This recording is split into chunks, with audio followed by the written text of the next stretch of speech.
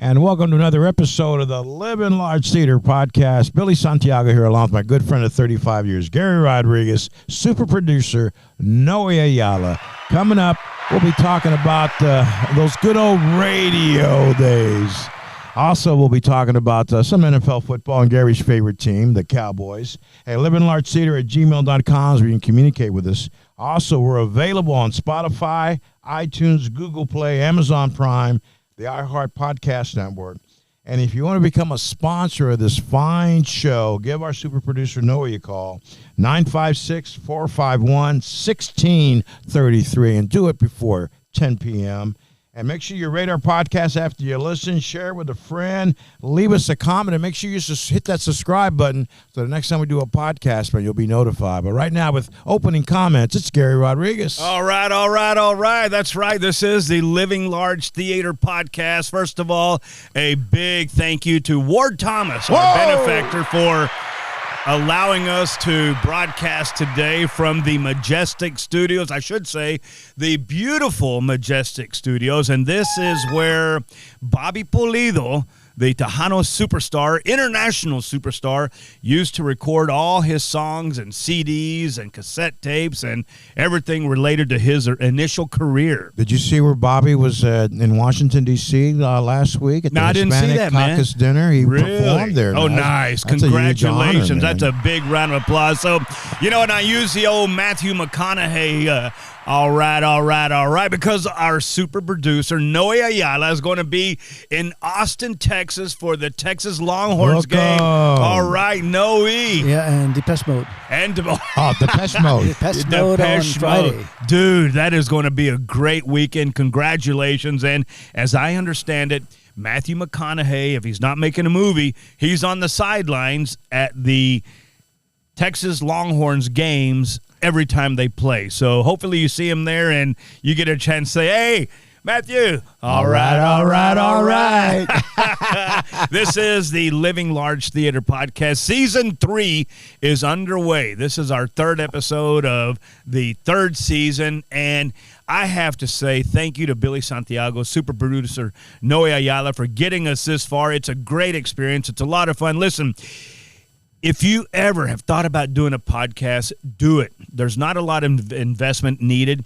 I'm sure your thoughts and your experience are probably 10 times more exciting and knowledgeable than ours, but we're having fun. We like it. We hope you like it, and we really, really, really want to bring to you the fun and the joy of living large. So you need a little help, you can also call Noe Ayala. He does producing for other mainline podcast stars, and we're just lucky to have him right here. All right, so Dallas Cowboys, Billy, where we at, man? What's going on? We were talking before we got on mic. I was so disappointed in the performance on Sunday. You would think going into Arizona, the Cowboys would take care of business, go up 3-0, come home, beat New England, set up a 4-0 record going into San Francisco week. And I don't know, But, you used the right word, the Dallas Cowboys. I wasn't angry at them. I was just so bummed out and disappointed. I mean, what the hell are you doing? But Noe has a theory, and I kind of buy into it, that they may be saving some of their juice for the games that matter. Obviously, nobody wants to lose to the stinking Arizona Cardinals. However, it was a game that really didn't count. What was your theory there, Noe? I believe that I was basically saying that they're all probably just saving it for San Francisco, maybe, or They were looking ahead. Probably, yeah. That could be, but I mean, what Dak throwing into three-man coverage. Come on, dude. What are you looking at? I'm just using excuses. Yeah. Well, so are the Cowboys, trust me. That is just crazy. I got a quick Dallas Cowboys story. Okay. All right, so growing up in Dallas, I used to work at Texas Stadium. My friend Bob Shreve, the late Bob Shreve, I might add, his father ran the parking lot concession for Tex Schramm when they played at Texas Stadium. Okay. So, we would go there. We would park the cars for the first half, and obviously after halftime, you can pretty much assure that nobody's going to drive up and pay to park and pay to see the rest of the game. It's just they're not going to do that. If they're going to see the Cowboy game in person, they will have already been there. So after halftime, we were allowed to turn in all of our cash, and it was cash only. There were no credit cards or Cash App back then. It was cash, so we had bundles of cash. We would turn it in, and they would let us stay in the stadium for the rest of the game, the second half, totally free. So we'd roam around. I remember I went down on the field one time. I met Ken Houston when he played for the Washington Redskins. Met a lot of the Dallas Cowboys. But one time, it was a Monday night football game. And the reason I brought this up is because I always thought they were playing the St. Louis Cardinals. Remember when the Cardinals were in St. Louis? So, But going back and trying to research what game that was, I can't really say for sure definitively that it was the Cardinals that we were playing. However, here's what we did. It was me, Bob Shreve, a friend of mine named Ken, and another friend of mine named Kent. And we were all doing all the parking. Well, when the halftime was over, we just started roaming the stadium. We had this great idea. So it's a Monday night football game. Howard Cosell is broadcasting the game for ABC Monday Night Football, and we got 4 of those little white plastic souvenir footballs, and we went to the top tier of Texas Stadium, and we each got in a tunnel. Now, I could only see the guy, my friend that was in the tunnel next to me, but he could see the guy in the tunnel next to him, and that guy could see the guy in the tunnel next to him. So we're there, and we give everybody, okay, we're like this. Okay, you ready? Ready? Yeah. Okay, go, go, go, go. So we all ran up the tunnel, and we heaved these little footballs onto the football field during an actual play of an NFL football game. And the referees had to stop the game. Because of you guys? Because of us guys, yeah. And we heard, because we were so high up close to the press box, we heard all the TVs, and Howard Cosell said, evidently there's some juveniles in attendance tonight. And you were proud of that, weren't you? Yeah, we stopped the game. Hey, that was a juvenile. Yeah. I think he said juvenile delinquents. So, okay. Yeah, so that's my claim to fame right there with Howard Cosell. So close, yet so far. Hey, so what was your biggest tip you ever got parking cars, Gary? We couldn't take tips. Oh, you couldn't take tips? It was $20 flat. Even if somebody wanted to slip you something? No, you couldn't take it. No, I can't take it, sir. You know what? And they didn't even have cameras back then. But I'll tell you why we didn't take anything. Because A, we weren't supposed to. B, or I should say 2, as some people say, Bob Shreve's dad had that parking concession. And we didn't want to do anything that was going to screw that up for him. Because, hey, how many 16, 15-year-olds get to watch the Dallas Cowboy game in person from wherever you want to be in the stadium? So now we had a lot of fun. It was great. Awesome. Yes, brother. So the Cowboys, hopefully they can get it together. I hope Noe's little theory is closer than mine. Well, this weekend they're playing New England, and they're 6.5-point favorites. That's a danger when they're favored. They're playing Bill Belichick. Sure, the Patriots hadn't had the kind of seasons since Tom Brady left that they want to have, but when you're going up against a Bill Belichick coach team, man, you got to be ready to play because he's going to take out your best player. Yeah, and he's going to go after your weaknesses. So I expect him to blitz a lot. I think they'll show up. And Dak, and he's going to make Dak. He's going to make Dak beat him. Yeah, I don't know about Dak. Yeah, I don't know, that's what he's going to do. He's going to make Dak beat him. Okay, let's ask this: Who's a better quarterback, Mac Jones for the Patriots or Dak Prescott? I'd say Dak right now. He's got more. He's got 7 years in the league, but he's just not. Last year against San Francisco, he wasn't that clutch. Do you think Mac Jones is better than Dak now? No, I'm just saying Dak. I'm not buying Dak. I mean, screw Mac Jones. He's not my quarterback. Dak Prescott is, and I just don't. I don't buy it. I don't get it. I mean, how do you make such a monumental mistake when the game is actually on the line? So you think this Trey Lance guy's got a chance to play this? Absolutely not. No, Terry Bradshaw said, I don't like Terry Bradshaw because he beat us twice in the Super Bowl. But Terry Bradshaw said Trey Lance will never be a starter in the NFL. And if Terry Bradshaw draws that conclusion on your ability and your power as a quarterback, I'm going to give a little credence to it. So I don't know, man. I mean, they're not going to bench Dak in favor of Trey Lance. I can guarantee you that. They'll go to Cooper Rush before they'll go to Trey Lance. Yeah. Well, and you know, Cooper Rush, he can manage a game pretty well. I mean, he's 4-1 as a starter last year. Yeah. Dude, I mean, Dak Prescott just keeps making these stupid mistakes. And you see his new girlfriend? No, I don't want to see her. I don't want to see him on a, I don't want to see him. Muy caliente. I don't want to see him on a sleep number bed either. I want to see him studying film. Yeah. No Subway sandwich commercials. Is he doing Subway sandwich commercials? I don't know, man. He can do all that, in the off season. And again, I'm going to go back to what I said over the summer. Is that these guys, none of the stars played in the preseason game. So what we're watching right now is the Cowboys starters going through their preseason games. So you think the preseason's over and they'll bring it on Sunday? I hope so. Well, they've played 3 games right now, so I don't know, man.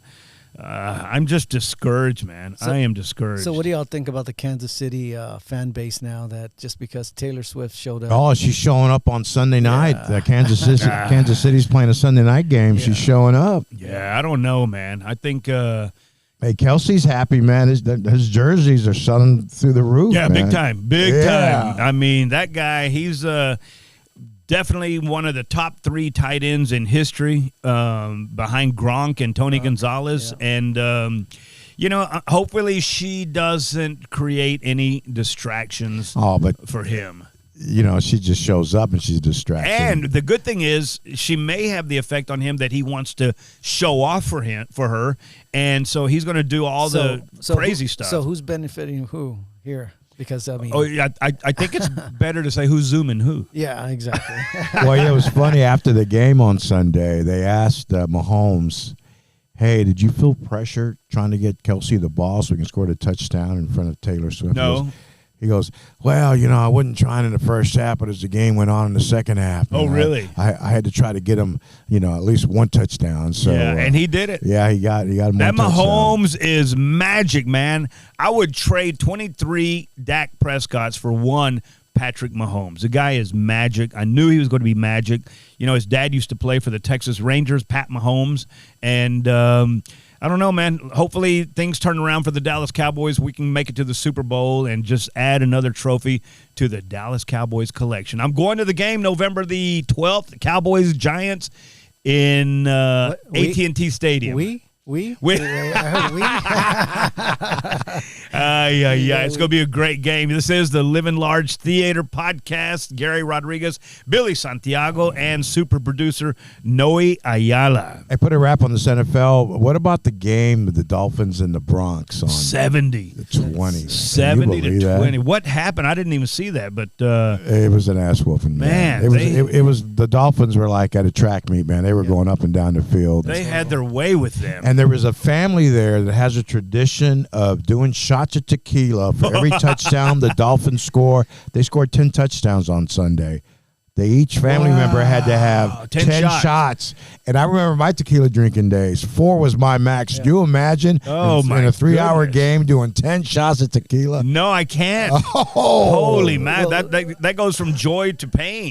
Since we're in that tequila, talking about tequila. Yeah, tell us about what's going on here. I think that next week, next podcast, we're going to have Marco Gonzalez with Hacienda Dragon. New tequila's coming out. So. That's some good shit, Maynard. Yeah. I'm telling you, you took a bottle of that with us to the island, and we took a couple of shots. That was it right there? Yeah. We took a couple of shots in your room, Noe, and that stuff is smooth. Yeah, and you know what? That helped Gary. Yeah. That Friday night, man. He was karaoke king at the bar, man, we went to. Yeah.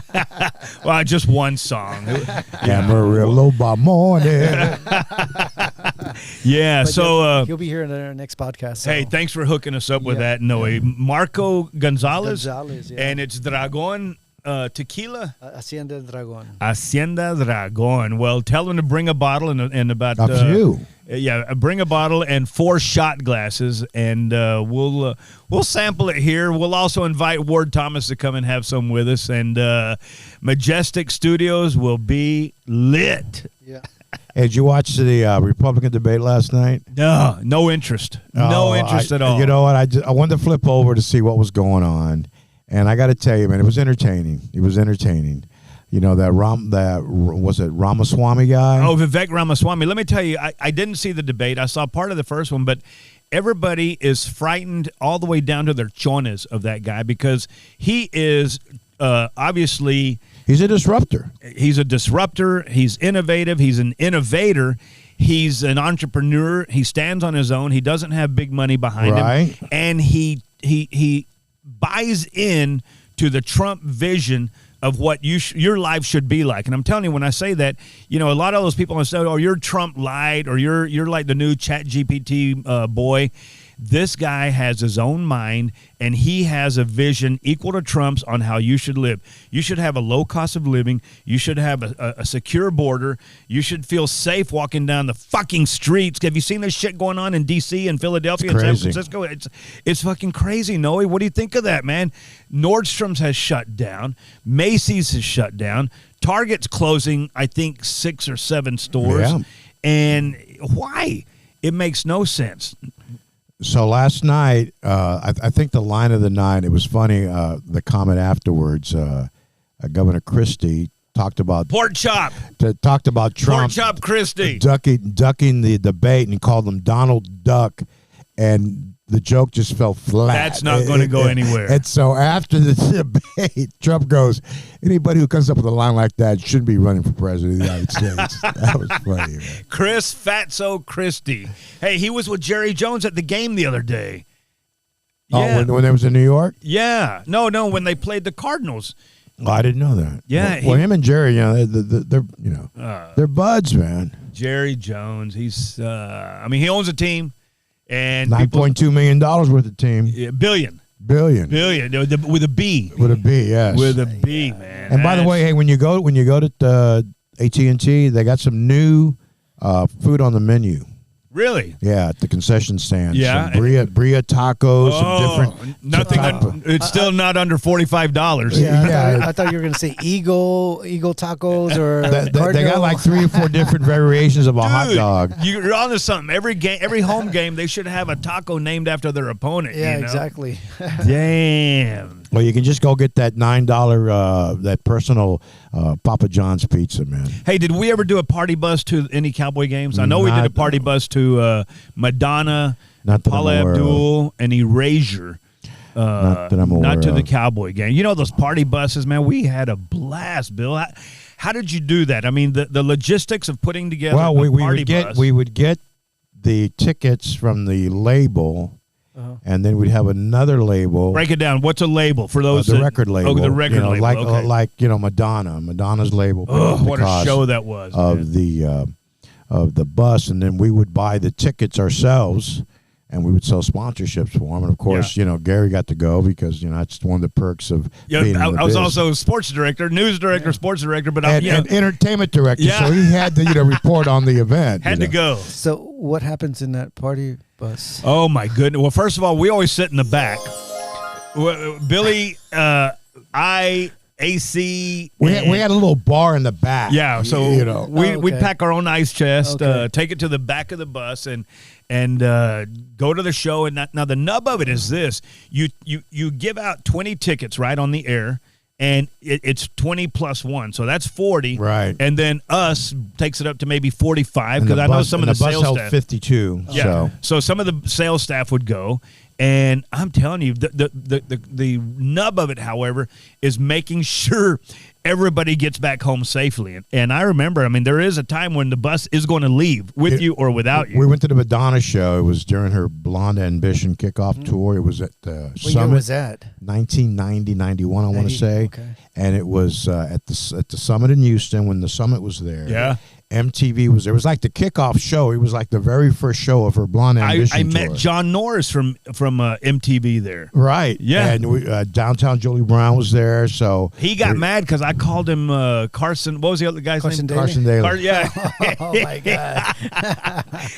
But we went to the show. It was great. So afterwards, we're going to go somewhere to eat. We're in Houston, okay? of all the restaurants in Houston to go to. Where did we go? We go to Houston's? We went to Whataburger. Oh, that was on the way back, On right? the way back, Yeah, we yeah. stopped there. That's it. Everybody go to Whataburger. And Yeah. then after Whataburger, the bus was silent, but everybody was Oh, my conked out. goodness. Speaking of Houston, one time, Billy, you got us involved in, I think they called it the greatest concert in history. It was sponsored by Miller Lite, and it was going to be the band The Who at the Houston Astrodome. Do you remember that at all, or was that? No, it was the Rolling Stones. Was it the The Stones? Rolling Stones, and in living color, there's the opening act. Okay. At the Astrodome. That was crazy, man. It was the the greatest show. emotional rescue tour. Okay. Hey, Bill, guess who got possessed by now? What's that? Who? Guess who got possessed by now? Who? Huh? Who? You did. Oh, man. I You know, have to do that. So on another time, I think we did a bus, or you gave me tickets, and I went to SeaWorld, and I met Kenny G and Tina Turner at SeaWorld through some sort of cooperative they had with our station. I guess we were playing their music. I mean, Yeah. So a lot of people don't know that SeaWorld used to host concerts. That's right. They would Yeah. during the summer months and the spring as well. Hey, Yeah, Billy, it was what- really good. During your radio times, did you have to pay? I mean, did they have to pay you to play the music? How was that? No. I mean, if the music's good, you're going to play. He got paid. Yeah. But- Statute of limitations are over. Hey, but the perks of Yeah. being in the business. I mean, I can't remember the last time I paid for a concert ticket when I was in the biz. We know. Yeah, I know. But that was the perks. Yeah. You got to go see up to 20 acts a year. Yeah. In my position, I was the program director, music director, and I always, You got to took care, pick the tickets. You're like, I always hey. took care of Gary, man. Oh you man, know. I remember one time Billy gave me 2 tickets, and and it was something at the Villarreal, and he gave me 2 tickets. He goes, "Here you go, go see this show. It's tonight," and I think it was a Friday. And just as I looked at the tickets, right before I threw them in the trash, I said, "What's a Garth Brooks?" Oh wow. I didn't go. Oh, I'd my never God. heard of Garth Brooks, and he played the Villarreal, and that was the launch pad for his entire career. Garth Brooks, when he came out, I mean, he kind of changed the landscape of music. He had the #1 album in 1991 on the Billboard Yeah, no Hot fences. 100. Yeah. No, it was Roping in the Wind. Oh, really? Yeah, #1. It debuted at #1 Wow. back He in 90. changed He was huge, every- man. yeah. But the one thing about Garth though is he wanted to stay true to his country roots. Okay. Yeah. But he wanted to expand and do some rock. So he got together with this production company. They were going to do a movie, a biopic. He was going to play this character named Chris Gaines. Yeah, Chris Gaines, that's right. And so they flew out a bunch of programmers out to Chicago, and he was at a PBS soundstage. And so he came out As Chris Gaines. As Chris Gaines, and did about a 30-minute set. And it was awesome. It was rocking, man. That's awesome. But the movie was never Well, I heard released. nobody liked that part of him. Yeah, that was it. And I also hear that the song Murder on Music Row by George Strait and Alan Jackson is about Garth Brooks. Wow. And, first of all, just to get a song on the radio, that is hats off to anybody that can do that. And I hate when people say, oh, he was a one-hit wonder, but Garth is like a 100-hit wonder. Yeah. So let me ask you something. You were only supposed to play certain songs? They told you what you needed to play? Well, their label would come out, okay, well, this is the new single from Garth's new album we want you to Okay. play. And so you'd listen to it, and if you liked it, you'd put it on the air if you were a country music programmer. Uh-huh. If you were in top, country music, and Gary can back me up on this, it had so much more staying power than a lot of pop music did. Okay. Yeah, that's what I was going to ask you about the pop. Because a lot of pop music was, 15 minutes of fame, a flash in the pan type music, and boom, it's disposable music. Correct. You played it, and boom, it would go. And now there's some artists on top 40 that staying power. Whitney Houston. Yeah, because Whitney Houston, Mariah the Carey. Billy Joels. now I hear the same music every hour. If you listen to the radio, it's played over and over. Well, and over. But that's kind of what you did. I mean, it was top 40. In research projects, when you would research, Yeah. you would call what we do perceptual studies. Yeah. The 3 things people would always say about your radio station: is you played the same music over and over. Yeah. You play too many commercials, and your DJs talk too much. Those are But the music playing over and over is by design because you are playing the best songs recognized in the nation. Yeah, you can't go back and play an oldie. No, well, you can't play a hunk of shit either. People would tune into B104 because they knew they were going to be playing the latest hit, not just the newest. See, that's where radio kind of went crazy. I'd listen to radio. Well, here's a new one from, and I'm like, yeah, it's new, but it sucks eggs. Yeah. So, Billy, I watched Billy, and I watched JD, and I watched Dusty. When he says research, they would do research. They would go through at least 12 tacos, trying to research a song and what it meant to people, and is it worthy of being inserted into that top 40 lineup? Because when they say top 40, those are the 40 most popular songs. It's like radio of Casey Kasem. Casey Kasem only played the very best songs at that time, and that's what you did. Yeah, but now, Noe, with all the different platforms that play music, you have your Spotify's of the world, you have your Apple Music, you have your iHeart. It's so there's people can go find music. I haven't heard a radio station. I'm not kidding. I'm not exaggerating. I haven't heard a radio station in probably at least 3 years. Check this out. I'll listen to the rock station in town, the Q, every once in a while I'm in a car, but I'm a sports guy, so I listen to sports radio. I don't owe the rights to this, but I'm gonna play something for y'all. Okay. All right. Ladies and gentlemen. Here's Noe, the DJ. This is Casey Kasem in Hollywood, and up to this point, we've heard 99 of the year's 100 biggest hits. Wow. Let's see. To hear the number Let one me see if song you of all the year could very name soon. these songs. But first, All right. we're going to hear Yeah, a part here we go. of every song that hit number one during survey period. 1985. We've taken a few bars of each of those hits and put them together in a chronological montage. Okay. And here it is, our AT40 trip through all of the songs that hit number one during the past year. Like a Virgin, Madonna. Yeah? Okay. All right. I want Foreigner. Wham. REO REO Speedwagon. Keep it going. Phil Collins. Yeah. Oh, We Are the World. Yeah, everybody. USA for Africa, yeah. Madonna, Crazy for You.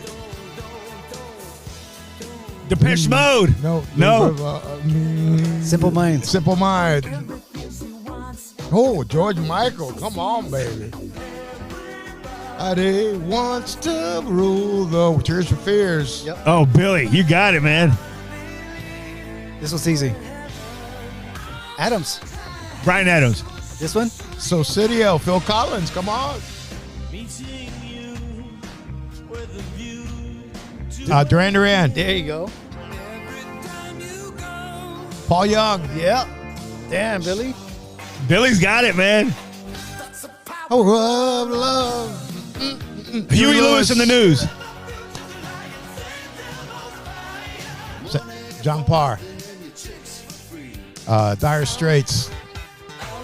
Yeah. Oh, Sheila. Ready for the World. Uh-huh. Yeah.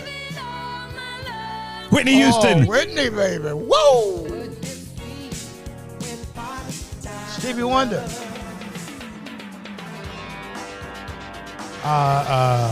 John Hammer, Miami Vice. Jefferson Starship. Yep.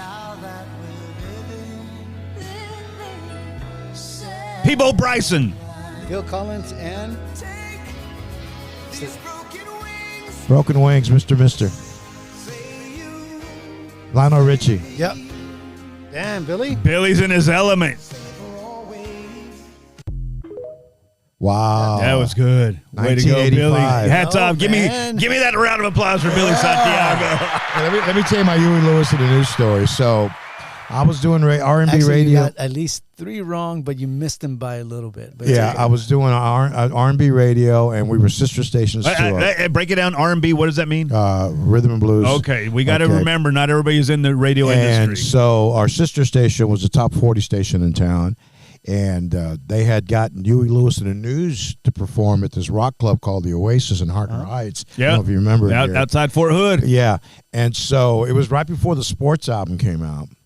And so Huey came by to the radio station to do an interview in the afternoon with the afternoon DJ, Truck Rogers. And we got to meet him and take pictures and all that. It was real nice. We did the show. I was the house DJ at the club that night. And so Huey got on stage, played, did a great show. And then a couple of weeks later, the Sports album was released. And that thing was huge, man. So like 5 years later, I'm down here in the Valley doing radio. And I go to San Antonio to go see Huey Lewis and the News at his 4th of July festival. And I get a chance to go backstage and hang out with him in his trailer. And he remembered me. Wow. From before the Sports album came out. You made quite the impression on him, Bill. I don't know, but I got to be in this mosh pit to watch Huey Lewis and the News in San Antonio. He was like 5 feet from me. Wow, awesome. That is a good story, man. That comes with being in radio for 30 years. Way to go, Bill. 44 years. Holy mackerel. Here in the Valley, how many years? I was here 33. 33. Wow. Yeah, big time. Big time. Rock the boat, Billy Santiago. You know, radio's changed a lot since we were in there. You know, they don't do time and temperature anymore. And you got your watch. Everybody, you got your phone. Right, but it's that connectivity. And Dusty Hayes, my very first program director, B104, would always talk about connectivity to the listener. He says, never think you're better than the listener. Don't talk over the listener's head, because at the end of the day, we didn't go knocking on your door to hire you to come here. You came here looking for a job. So he always wanted us to be humbled, feet on the ground, and always make sure that we were doing the outreach. And I got to tell you something, Bill. You put something together, or y'all put something together, and I had a very small part of it, but it was always fun. Pachanga Patrol. Remember those? Yeah, those were fun. Talk about that. How did that happen? Well, those we got together with, I forgot who's sponsor. 1 year was El Pato. Yeah, and then 1 year was at Mexican restaurant La Mexicana. Right. And then we would buy meat, and we'd go to somebody's house. They would win furniture, patio furniture, or grill. We'd go to their house on a Saturday night. We'd grill, and we'd eat all the food. We would eat all the food they just won. I mean, because that was like a thing that a lot of the people in the radio station wanted to go. It's like bringing beer to their house and drink it all. You didn't have to twist anybody's arm to go, man. We would drink their beer. We didn't take shit. So the moral of the story is never invite any radio people over to your house for a party, man, because they'd eat you out of house and home, man. That's funny. we would eat all the food that each won, and since we couldn't give them any beer, we'd have to drink their beer. And you sat down on the furniture they want to. Oh, y'all want to sit down? Oh, man. So Tim's Terrace, we used to do Tim's Terrace, and for those that aren't in the Valley right now, Tim Smith is the weather guy for the local ABC affiliate, and for years and years he would have. I can't still get over that. He had a terrace outside, and we would go cook for him too. Right. And we would all be on TV and be cooking and eating and having fun. So one time he had to leave out of town, and his backup was named Monica something. And so I didn't know, I was still kind of new here. I thought anything that was green was avocado or guacamole. So we took the meat over there. We were cooking it on the terrace, and poor girl was about to go on the air to talk about the weather, and she goes, "Can you make me a taco?" And I said, "Sure." So, I put the fajitas on there, put a little onions, and put what I thought was guacamole. It turned out to be the hottest chili in the world. Green sauce. Yeah. Man. Oh my God. She was crying doing the weather because she had to go on the air right away. So her nose was running, her eyes were watering, and she was trying to talk about clouds and temperature. Oh my goodness. Yeah, those were good years. Talk about Midnight Magic. I'm telling you, man, to this day, whenever I go somewhere and somebody finds out that I was, one of y'all, one of the lesser of them, I was just a news guy. They were the stars, but y'all put together a show called Midnight Magic, and everywhere I go, somebody wants to know about Midnight Magic. Well, no, it was a love song show that a lot of R&B stations would do. They would call it Quiet Storm, and so I just kind of told Dusty, I go, why don't we do our own version of it and call it like Midnight Magic? But we wouldn't start at midnight. We'd start like at 10 and 11 o'clock. All the way through midnight. Yeah, we'd go and, the guy who did the 10 to 2 shift usually did Midnight Magic, so they would play love songs and they would do dedications, and people would call the radio station and do personal and dedications. they would listen. And that show just took off. It was like number one in the ratings in its day part, and some ratings periods, it was like the number one rated 4-hour block on the radio station. Out of the whole 24 hours. Yeah, it was just unbelievable. So people also want to know what happened to the other guys that used to be on radio, like Hitman and well, Hitman's in Corpus Christi. He's doing radio in Corpus Christi. Hitman's in working for Corpus. Billy trained him. Billy groomed him. Billy prepared him. Check it out. Hitman was in the Navy. Got out of the Navy. He started working at South Dallas as a bouncer. And I was doing Thursday nights at South Dallas, and he'd always say, hey, man, I got some radio experience. I'd love to come work for you guys, blah, blah, blah, blah.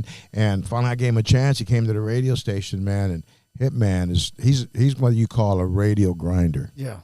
He's a good guy. He was a hard He worker, would play multiple roles. He would go set up the banners and get everything and put the van out in front of the place whenever we did a remote. In chanclas, by the way. In chanclas and tennis shoes. Yeah, but that was casual business word out here, man. Sure, Yeah, it was true. great, It's hot, man. Yeah, Hitman. One of the other guys, he's already passed away, but I always had a great affinity. I don't think you worked with him, Billy. J.J. Montana, still one of the most popular DJs in Rio Grande Valley history. J.J. Montana. His real name was Grajales, I think, was his last name, but great guy. And then everybody knows the Mad Mexican, and he was here. He took off. Let me see. I replaced Cindy Ramos. She was a news director, and then she wanted to go into sales, so I became the news director in '87 at B104. But Gary, the funny thing about Gary, he was much more than just a news director. He was kind of like the B104 Ray Donovan. No, seriously. If our general manager, if we needed something done, he'd go to Gary, and Gary would handle it. We get it done. So let me ask you another question. Is it important to have that voice? That No, not really. Well, because you guys have the voice. When you speak, they're like, "Oh, that's a guy from so and so." Well, you just got to have personality. You got to be authentic. And you can't lie. They'll figure they'll smell you a mile away. And even though Gary and I, we think different in some areas, we think a lot alike as far as the way we look at life, and we speak our opinion. We tell what's on our minds, and people can appreciate that. The one thing that all three of us have in common, Noe, not to interrupt you, but I did. The one thing that you have in common, that I have in common, and that Billy has in common, and that all good media people have in common is you have to understand you're in the entertainment business. That's it. If you're not entertaining, go work at Walmart. There's nothing wrong with working at Walmart, but you do not belong in the media if you're not entertaining. You're an entertainer. I'm an entertainer. Billy's an entertainer. And it doesn't give us any special gifts. It just means that we are conscious that everybody has a choice on what to watch, read, or listen to. I've always heard also that the radio voice is important. But I guess you guys, I hate for a lot of years. I hated the way I sounded. I don't like mine. I don't like mine at all. I hear the podcast. I would go to the HEB. Screeching. I would, and I'm checking out at the cashier's line, and the cashier would say, "You sound familiar." Yeah. Aren't you that guy on B104? No, that was me whispering. Every time I've ever heard my voice on the radio, it sounds like somebody stepped outside of a building, found a hillbilly on the sidewalk, and said, "Hey, you need a come job. in here and talk on this thing right here."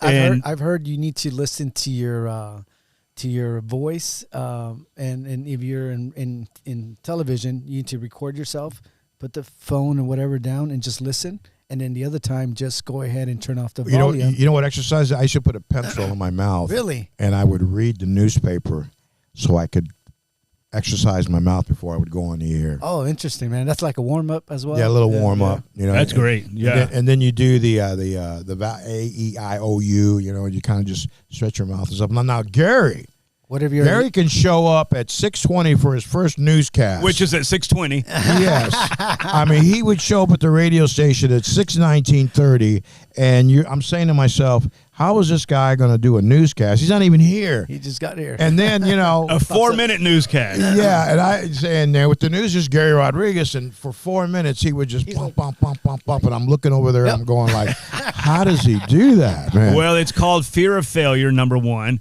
Number two, it's fear of being fired. So, showing up just barely on time. Oftentimes I was late, but showing up, you can't say, oh, I was late, so my newscast is going to suck. I had to go above and beyond. I had to deliver. Did you bring donuts or tacos? Never. Never.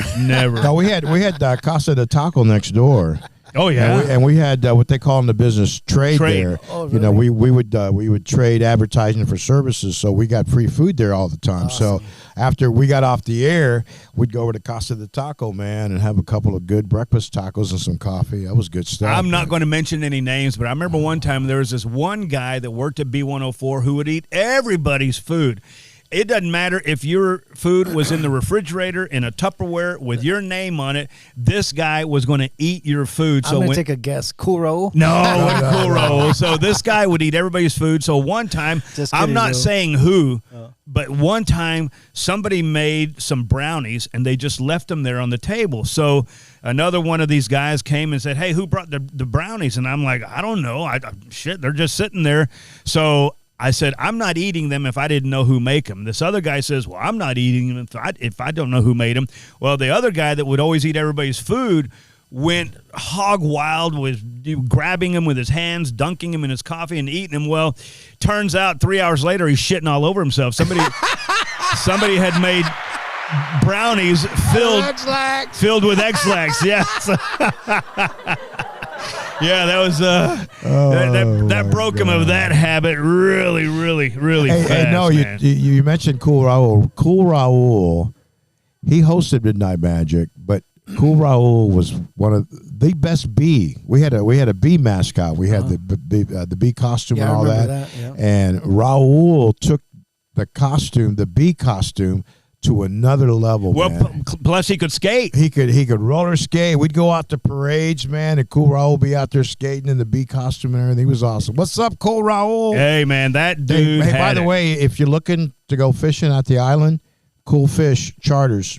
That's his side hustle. He sells advertising for TV, but that's his side hustle. Cool. Hey, you remember doing remotes? We used to go to Renegade Jeans. We used to go to Casablanca downtown. And, that was radio back then. We would really just be part of the community. We did sticker stops. We did the Pigskin Patrol with the Friday night football games. Those are always fun. We would always participate in local events. Remember McAllen had the International Friendship Run for several years, and we would put together a little relay team because it was a 10-mile run.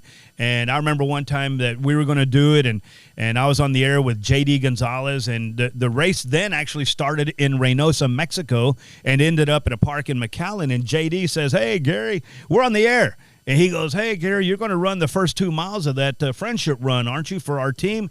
And on the air, I said, yeah, and I'm going to be fucking tired. Oh, my goodness. I almost fell out of my chair right there just by letting that slip. And, thank God he covered for me. It was early in the morning, first of all, so there's not that many people listening. Those that did hear talked themselves out of it, saying, nah, that guy would never say that. So this one guy called from Harlingen. He goes, hey, what did Gary just say? And JD, class guy, he said it's going to be very foggy. And the guy said, oh, okay. So, yeah, we had a lot of fun. Another thing Gary and I used to do in the early days, we used to enter chili cook-offs.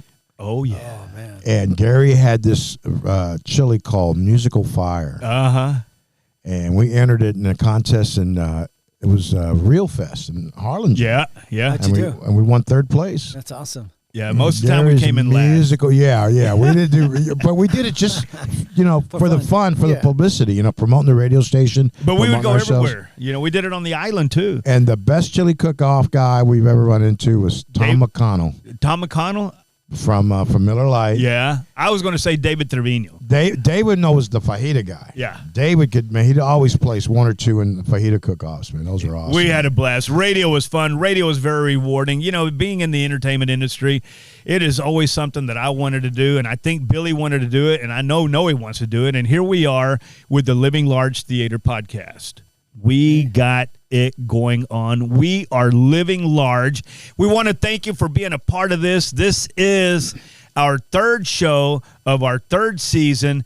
And Noe, thank you so much for keeping us on the air. And, you know, okay, I said something about you want to do your own podcast, do it, but a little bit difficult getting it out to all the platforms. Call Noe. That's what Noe does.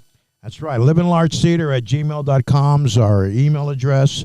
We're available on Spotify, iTunes, Google Play, Amazon Prime, the iHeart Podcast Network.